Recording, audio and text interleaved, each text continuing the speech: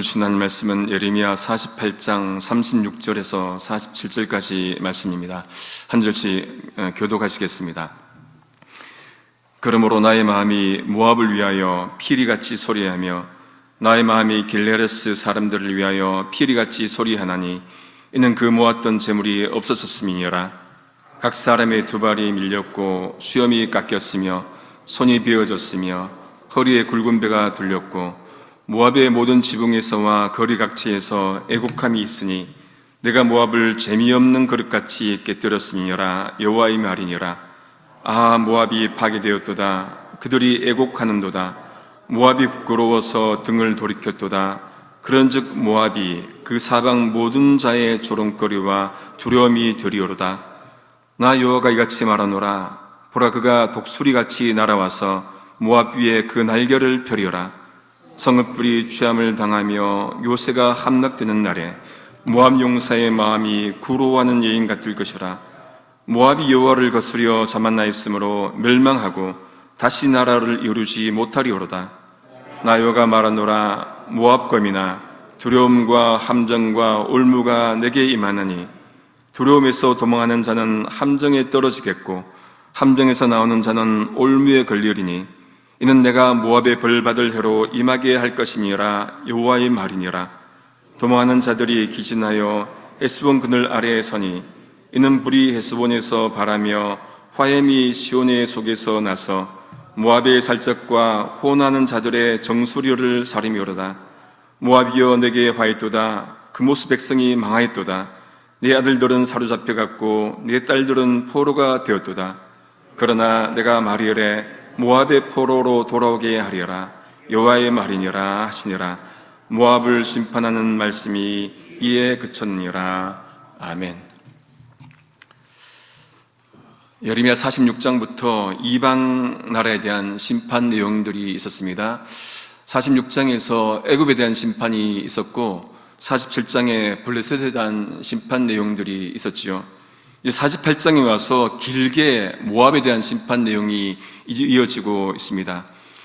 그런데 하나님은 모압을 심판하시지만은 그들에 대해서 긍휼의 마음을 가지고 있으셔서 완전히 멸하지는 않으신다 말씀을 합니다.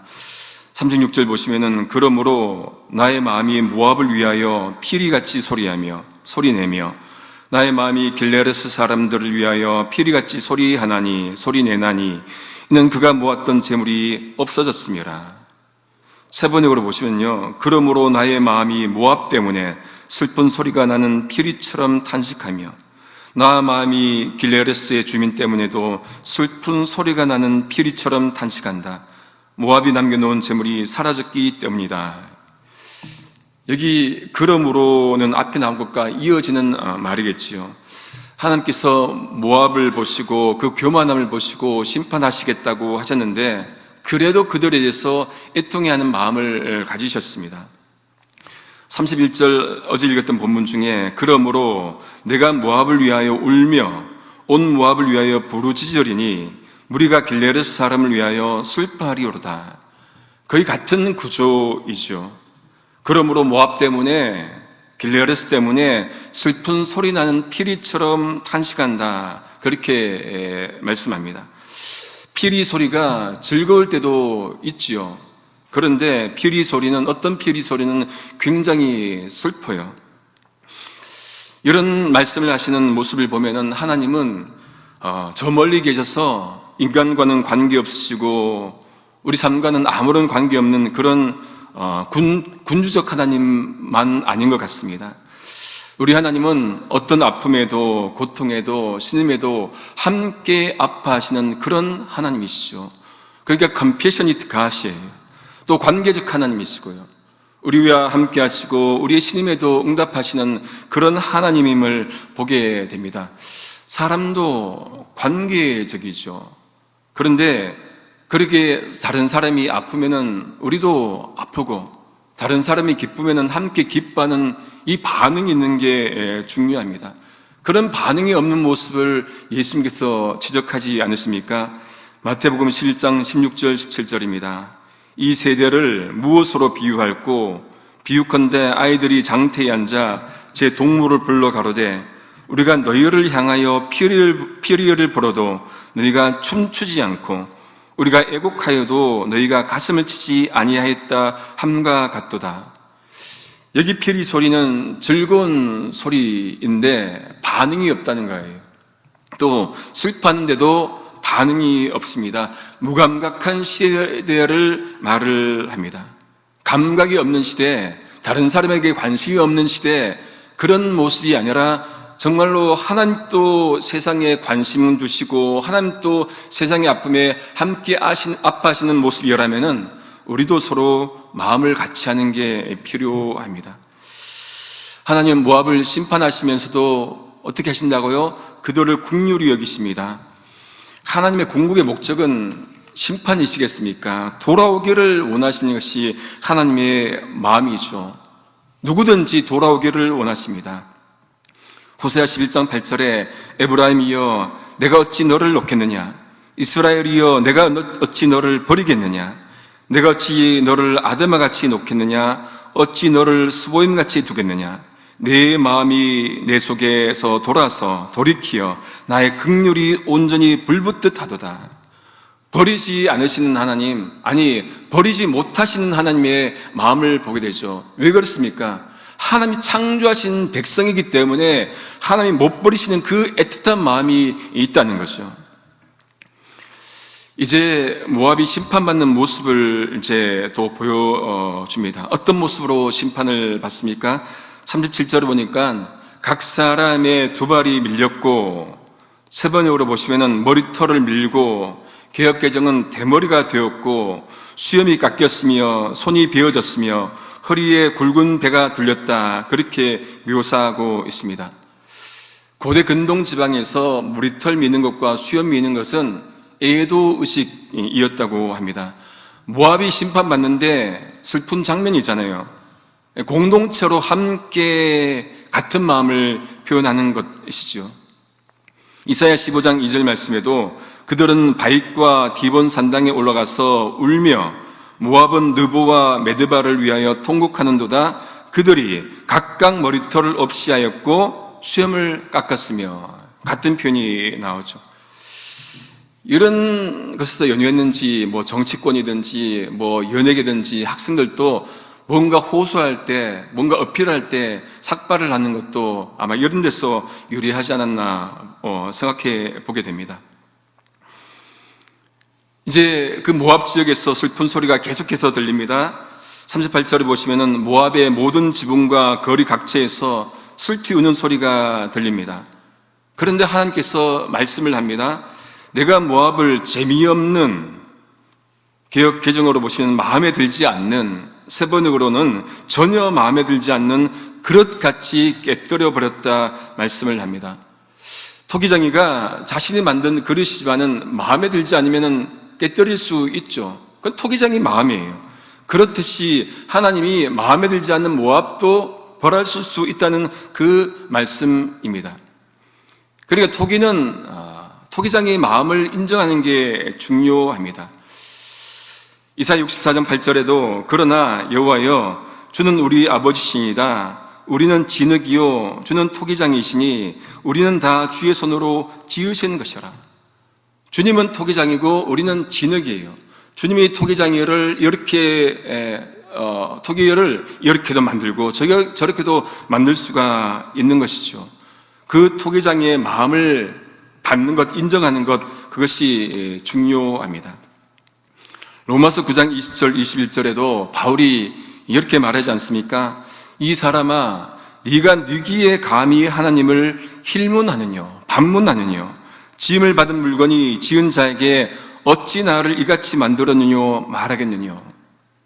여러분, 지음받은 토기장에게 왜 나를 이렇게 만들었는지 따질 수 있습니까? 없어요. 그래서 이어진 말씀에 토기장이가 진흙 한 덩어리로 하나는 귀에 쓸 그릇을, 하나는 손에 쓸 그릇을 만들 수 없느냐? 그런 권위 없느냐? 그런 권한이 없느냐? 권한이 있다는 얘기죠. 하나님이 모압을 깨뜨릴 권한이 있다고 말씀을 우리가 추측할 수가 있습니다. 그런 모습 가운데 주변 나라도 이제 모압을 조롱합니다. 39절에 보시면은 모압이 파괴되었도다. 그들이 애곡하는도다. 모압이 부끄러워서 등을 돌이켰도다. 그런즉 모압이 그 사방 모든 자의 조롱거리와 두려움이 되리로다. 그렇게 조롱이 이어지는 가운데 적들이 이제 쳐들어옵니다. 40절 말씀에 하나님께서 말씀을 합니다. 그가, 세 번역으로 보시면 적이 독수리같이 날아와서 모압 위에 그의 날개를 펼칠 것이라, 그렇게 말씀을 합니다. 보통 성경에서 독수리 날개는 어떤 이미지와 상징입니까? 보호의 상징이죠. 독수리 날개로 하나님께서 펴시고 보호하시는 그런 모습입니다. 출애굽기 19장 4절에 나의 애굽 사람에게, 내가 애굽 사람에게 어떻게 행하였음과 내가 어떻게 독수리 날개로 너희를 업어 내게로 인도하였음을 너희가 보았느냐라. 하나님이 이스라엘 백성들 보호하시는데 독수리 날개로 보호하시는 것처럼 그렇게 보호하셨다고 말씀을 하십니다. 여러분, 비가 내리는데 어미닭이 새끼 닭들을 보호하는 것 영상 보신 적이 있을 겁니다. 어미닭이 자기는 비 맞고 날개를 펴서 새끼 닭들을 보호해요. 독수리 날개면 얼마나 많은 새끼들을 보호할 수가 있겠습니까? 그런데 오늘 본문에 나오는 이 날개는 보호가 아니라 파멸을, 함락을 의미합니다. 독수리가 때로는 여러분 들짐승을 낚아채는 것 본 적 있습니까? 심지어는 공원에서 노는 아이도 낚아채더라고요. 끔찍하더라고요. 그런 모습이 바로 오늘의 독수리 날개의 모습인 것 같습니다. 그렇게 이들이 고통을 겪는데 산고를 겪는 모습으로 또 소개를 합니다. 41절에 그렇게 성읍들이 점령당하며 요새가 함락되는 날에 모압 용사의 마음이 어떤 마음 같다고 합니까? 구로하는 여인 같을 것이라. 해산하는 여인의 마음과 같이 공포에 사로잡힐 것이라. 세 번은 그렇게 말씀을 합니다. 용사가 여인 같다는 것은 힘이 없다는 것이죠. 또 용사가 해산하는 여인 같다면 더욱더 힘이 없다는 그런 말일 겁니다. 그러면 왜 이렇게 하나님께서 모압을 멸하십니까? 왜 이렇게 멸망시키고 함락시키려고 하십니까? 그들이 여호와를 거슬렀기 때문이다. 42절에 말씀을 합니다. 우리 48장 26절에도 그렇게 말씀을 하셨죠. 모압을 취하게 하셔서 조롱하게 하는 이유가 모압이 여호와를 거스려 자만했기 때문이다. 29절에도 모압의 심한 교만, 곧 자고와 오만과 자긍과 그의 마음의 거만을 언급을 했습니다. 그러니까 모압의 그 교만 때문에, 거슬렀기 때문에 하나님께서 모압을 심판하신다, 그렇게 말씀을 하신 것이죠. 그래서 그렇게 자만한 모압이 다시 나라를 이루지 못할 것이다, 분명히 말씀을 합니다. 그런 모습 속에서 삼중의 고통을 또 주신다고 말씀을 하시죠. 43절에 모압 주민에게 두려움과 함정과 올무가 닥친다. 만약 두려움에서 도망하는 자가 있다면 함정이 기다리고, 함정에서 혹시나 또 나오는 자가 있다면 올무가 기다린다고 그렇게 말씀을 하죠. 못 나온다는 얘기예요. 그렇게 해서 이때를 모압이 벌받을 해로 되게 하겠다, 그렇게 말씀을 합니다. 여러분, 우리가 살아가면서도 한 문제 해결하면은 또 그 다음 문제가 올 때 쉽지 않아요, 그죠? 그런데 문제가 한꺼번에 세 가지가 막 온다 그러면은 웬만한 정신력 아니면은 돌파하는 게 쉽지가 않습니다. 우리 힘으로는 감당이 안 되죠. 그러니 우리에게 하나님의 은총이 필요하고 하나님의 인도하심이 필요한 거예요. 우리가 힘으로 우리가 할 수 없으니까 하나님께 의지하는 것밖에 없다는 것이죠. 이 부분에 대해서 매일 성경 해설을 보니까 이렇게 표현합니다. 도망갈 궁리 말고 돌아올 궁리를 하자. 좋은 표현 같습니다. 도망갈 길 찾고 찾으면 도망가집니까? 그런데 돌아갈 곳은 한 곳이니까 쉽다는 얘기예요. 도망가지 말고 돌아갈 방법을 찾자는 말씀이지요. 그런데 이렇게 설령 도망가더라도 하나님께서 그들을 안전하지 않게 하겠다, 말씀을 합니다. 45절을 제가 세 번역으로 한번 읽어드리겠습니다.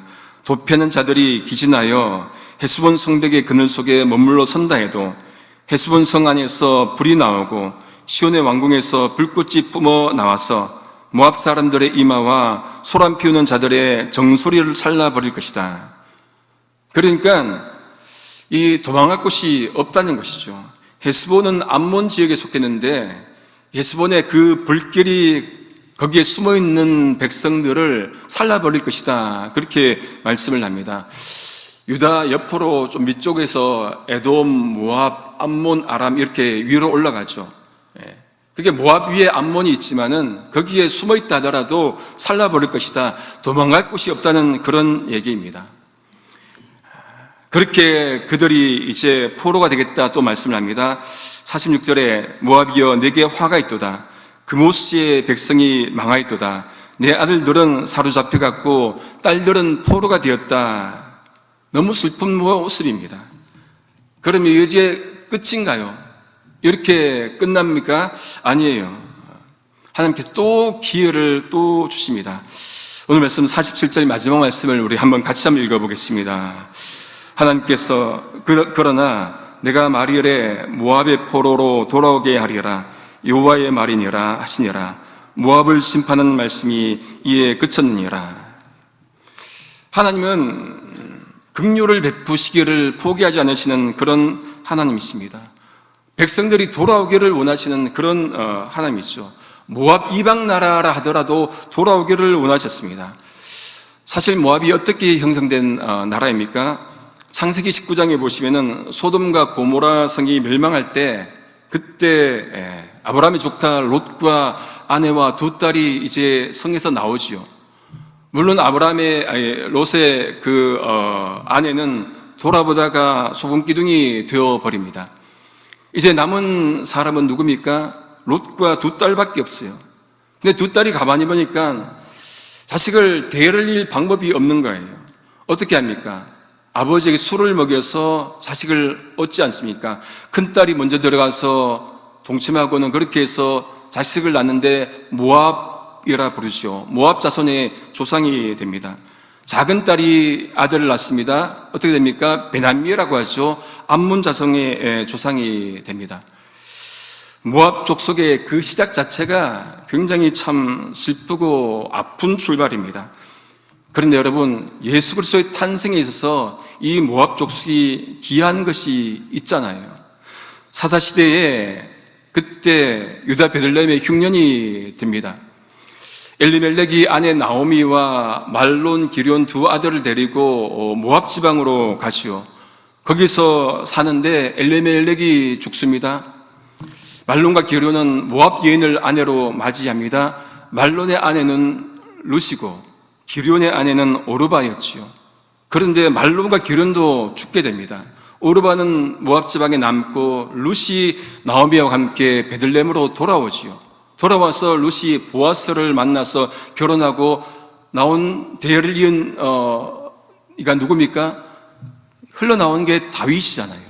그렇게 해서 또 흘러서 예수 그리스도가 탄생하게 됩니다. 예수님의 족보에 룻이, 모압 여인 룻이 등장을 하지요.